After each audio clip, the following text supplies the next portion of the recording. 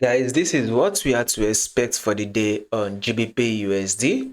This video is brought to you by Invest Social. Invest Social is a community where you can share your market insights, market idea, market strategy. You can also connect with traders, analysts, and also developers. Invest Social also have a section for Forex, stocks, commodity, and also indices. To be part of this community, visit investsocial.com. Starting with our trend right here, we are in an uptrend move on GBPUSD.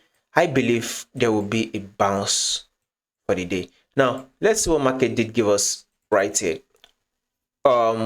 We did a prediction for yesterday, which was for Wednesday.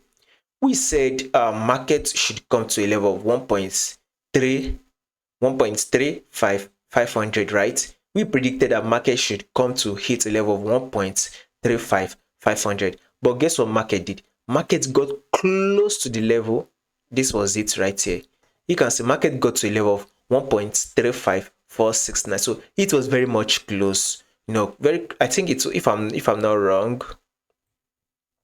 is about 3 pips to actually hit the level we predicted it to actually get to. So once in a while you are going to expect something like this, you are going to see something like this. Now for this Wednesday, we are still to expect market to come back to the same level. So I believe this Thursday GBPUSD should give us a rejection, which is a bullish move. So I believe there is a rejection around this zone right here.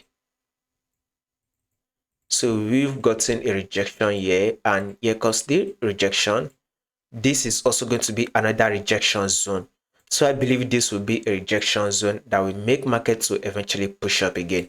So that movement should give us about 52 pips. So let's see if you can, maybe gold can, GBPUSD can come to a level of 1.35450. I think we should target a level of 1.35450. That is what we should target for the day.